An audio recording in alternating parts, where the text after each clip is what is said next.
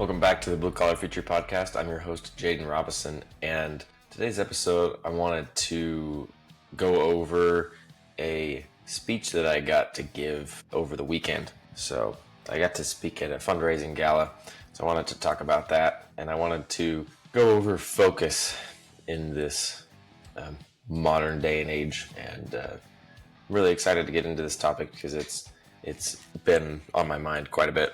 Before we get into that, just wanted to mention, if you haven't seen, Live Switch is an official partner with us, and I've been using Live Switch on some projects, and I don't ever have to take notes on the job site anymore. Just walk around with my phone, talk on the video, and it'll upload straight to the cloud, and an AI report will generate and tell me all the details of the project. That also goes for a video call, so I could meet with clients over the phone, over the video, and the summary and report of that conversation will be in the platform afterwards. It's a super cool software, super easy to use. The AI report is amazing and saves a ton of time. Already the first time I used it, it saved me hours and made a little project worth it when it probably wouldn't have been worth it. So check it out. I have been including the link in the show notes. You can find it there in probably the rest of the episodes from now on. Because it's such an awesome software, I will be promoting it. So look out for that. And go listen to my conversation with James from a few weeks ago. It is seriously gonna blow your mind.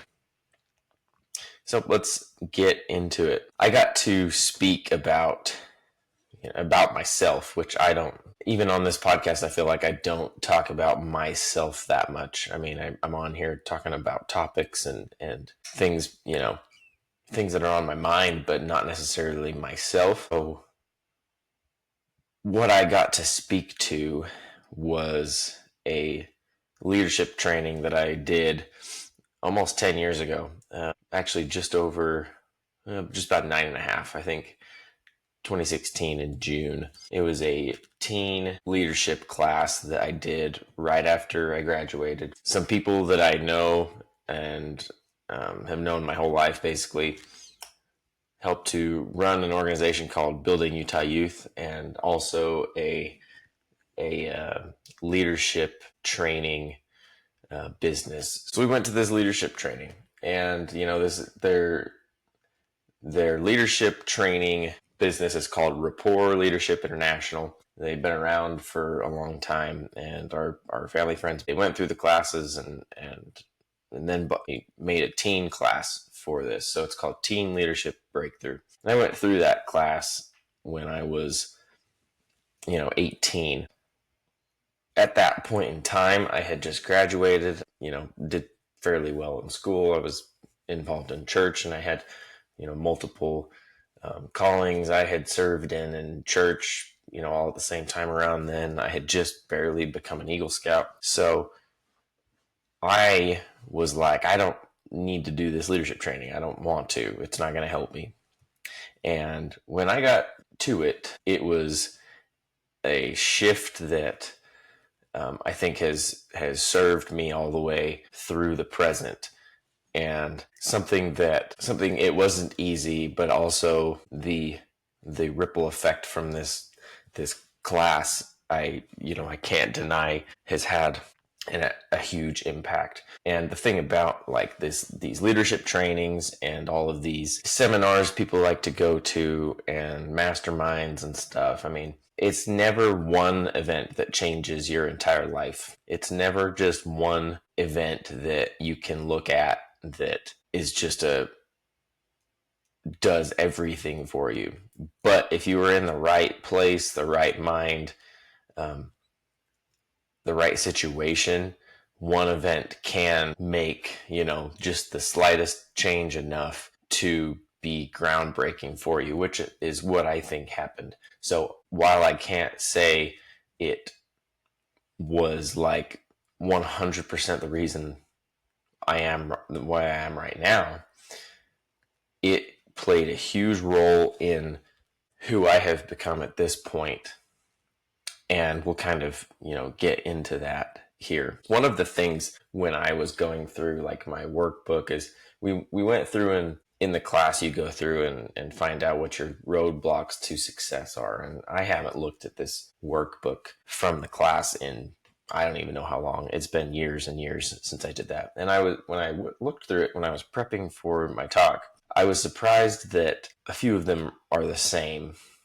Most of them are the same as they were, and things that I'm always actively working on. And I won't bore you with what they all are, but the one that stuck out to me is one of my roadblocks to success was I think fear of failure. It was fear of failure, fear that my plans won't work out, all of these things. And I vividly remember even when I was doing my Eagle Scout project, those types of limiting beliefs back when I was a teenager were very prevalent. And I think that's part of the reason why I liked to go work a lot, and I liked to do things that I was good at. And I did things in my classes, like I took a lot of fairly hard classes because I was good at school. So it was one of those things that I almost wasn't pushing myself in a way that was going to like get me out of my comfort zone and have to confront this type of stuff. So, but one thing I noticed was that roadblock to success has been a breakthrough for me for the last 10 years. It's been long enough that I didn't even remember what it was. And I have been solely focused on doing things that are going to make me uncomfortable and push me and just get me used to doing things without thinking about whether or not they're going to succeed. So when I did this podcast, for example, this is the biggest example, I think. I wasn't worried about the fear of failure on it. When my wife and I started the little website business, I wasn't worried about fear of failure on it. There's a lot of things that I have done over the last 10 years that I have just done and set my mind to, and not worried about whether or not it was going to go through. So I think this one roadblock to success I have been like obsessively chasing after, and it's been long enough. I didn't even remember that it was one of them. And at this point, it probably isn't even one. So I attribute the start of this podcast, the start of my personal development journey, all the way back to something like this. And the whole point of these leadership trainings and stuff is, and building Utah Youth, the organization, what we were trying to do is to raise money to help, teens in Utah to like do the same thing, have, let's say, an awakening to personal development, to trying to be a better person, to understanding shortcomings and realizing also how important you are as a person and your worth, which is something that a lot of people struggle with today. So we were raising money for that at the gala, and I got to speak on my experience. And looking back over 10 years, 10 years from now, you can't even hardly imagine where you'll be. You can do everything to make 10 years from now as good as it can possibly be, and make these 1 degree shifts. And if you're making constant 1 degree shifts, 1 degree improvements every day, 10 years can look almost nothing the same. And here I am 10 years later, and that little leadership training, because maybe I was in the right place, was able to help me break through my shell back then. And back then, doing something like this, like a podcast, would never have been something I would have even entertained. I didn't even really care to speak in front of people. I wasn't really afraid of it, but it also was like averse to it. Like or indifferent, I'll say. And this all played a huge part in my development. And one of the biggest things I've taken through it right since then is realizing I don't necessarily care what people think of me, not worrying what'll happen if I fail. And a big one is just doing things. One of the sayings that they repeat all the time is JFDI, just focus and do it. And this is where I kind of want to get into one of my next, the next topics I wanted to kind of discuss, which is focus. So they focus a lot on focus because there's always so many things going on that focus is hard to come by, and you can just inundate yourself with noise and just float along completely unfocused, and 10 years can go by. Like we'll say this again, 10 years can go by and the blink of an eye. I mean, honestly, 10 years ago, it doesn't even feel like that long ago. I can remember very vividly things that were going on 10 years ago. And, obviously I was in high school, and it's insane. It's insane. 10 years ago, I was senior in high school. This seems like it was just yesterday. And so much has happened since then. But also these last 10 years have been like me focusing and putting my head down and getting stuff done and doing things. Problem nowadays is we have so much noise and so many things grabbing at our attention that it is really hard to focus. We need to do anything we can to help kind of put that focus back in our lives.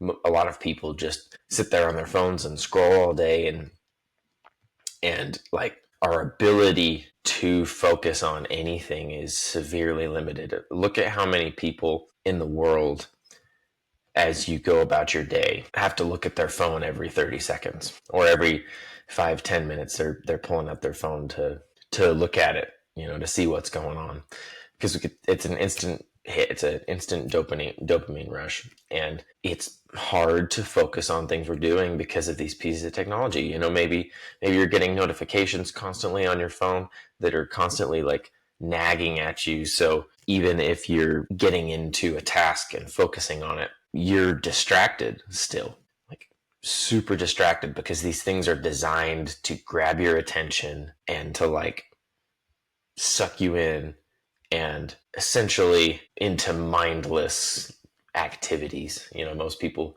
will get notifications, they'll go to look at their phone, get dragged in to go look at emails, and then all of a sudden they're looking at social media, and then they've spent 20-30 minutes scrolling on social media. I mean, our ability to focus is just absolutely wrecked nowadays. And if you're looking at like the entertainment that we have nowadays, the movies, the video games, everything is becoming super high paced, like very low need to develop a focus, because they're so fast paced and like over the top and overstimulating. And it's like literally shut your mind off and watch things. You don't even have to focus on what's going on, because it like keeps pulling you in and keeps your attention. And that is severely limiting everybody's ability to accomplish things, whether it's at work or whether it's at home to spend time with family. Like I talked on my last solo episode about work-life balance, and then I did a reel on social media kind of promoting the episode on my personal page, and I was like, by the way, if you are doom scrolling and you're complaining about a work-life balance, you need to get priorities straight. Because the thing is we're getting so sucked into these things and so focused, centered around them, that our ability to, we don't even understand how much time is being spent on it. And everybody is always saying they don't have enough time to get things done. They don't have enough time to, spend time with their family. But you'll see these same people on their phone while they have their family members around them and hanging out. What a sad thing that is, to be sucked into your phone while your kids are growing up. Your kids are wanting your attention right in front of you, and sucked into your phone, social media, scrolling, doing things that do not matter in the slightest. I mean, what a sad thing to have. So what things that we can do to help improve our focus are like doing things that require focus, that are not on your phone, that aren't like, gonna have all of these like things jumping out at you, so that you actually have to work this ability. The ability to focus is like a muscle. It's like a muscle in your brain that you have to work at to improve. One thing that I've been doing to improve is reading. A lot of people have a hard time reading because it requires quite a bit of focus. And if you've ever read a book, you probably know the phenomenon of like reading down the page and then your mind wandering off, and then you got to the end of the page and you don't even remember what happened and you have to go reread it. This is an example of lack of focus and lack of ability to focus in on something without like all of these other things coming at you. And this ability, or this inability, goes into your workouts. It goes into what you're doing at work. Like, if you can't go through a workout without thinking about what's going on your phone, that's an issue. And I've been this same way, and I've been working on it, but almost inadvertently working on it. So one thing that has been hard for me lately is working out. I go out to my garage and work out, and all of a sudden I get 10 minutes into my workout and I'm thinking about all the things I need to do, and I'm thinking about all of the things in my garage I can go clean up, and oh man, I need to go check my phone, see if so-and-so's messaged me back. All of these things all of a sudden turn it into an hour and a half workout, and I haven't even finished what I was going to do. And I focus on this too, and I still have this issue. But lately I've been reading so much more and really focusing on what I'm doing, being intentional. We talk about intentionality a lot. Been being intentional and focusing so much lately that it's been becoming easier and easier. And like when I'm reading, I don't have that much of an issue anymore, and I read every single morning. And sometimes I only read for 5 or 10 minutes, and I'm taking notes and journaling and keeping track of my thoughts, and that's been helping immensely. And when I go to work out, like, I have a goal and I'm going to get down to it and focus and get it done.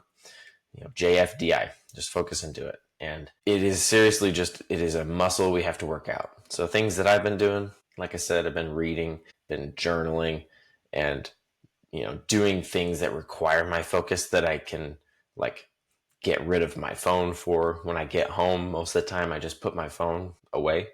I don't even look at it, because it is a huge distraction. And if you have these little pieces of technology that we all carry around, it will distract you immediately. I mean, it is a terrible thing that we all have these, and that they are so limiting to us. So I want to challenge everybody here to do something that can help them focus more, whether it's picking up a book and reading and powering through it. I mean, it's a muscle. You can work at it and figure out a way to read more. You can say, okay, today I'm going to read for 5 minutes, and tomorrow I'm going to read for 6 minutes, and the next day I'm going to read for 7, whatever you need to do. I want to challenge you to figure out how to focus more, because it's only going to help you. If you're not focused, a week can go by and you're like, whoa, the week is gone. 10 years can go by and it's like, whoa, what did I do these last 10 years? What has happened? Focus is key, super important. And those lessons that I've learned have been some of the most important to me, to just focus and do it. If you that's all I got today. If you got anything out of this, share it with a friend who you think will get something out of it. As always, I really appreciate everybody listening. Subscribe and share, and give us a like. Go follow us on Instagram. It'll help us grow. Jesse and I will be back next week with an RFI. Ask your questions to us on social media if you have any, and we'll see you next week.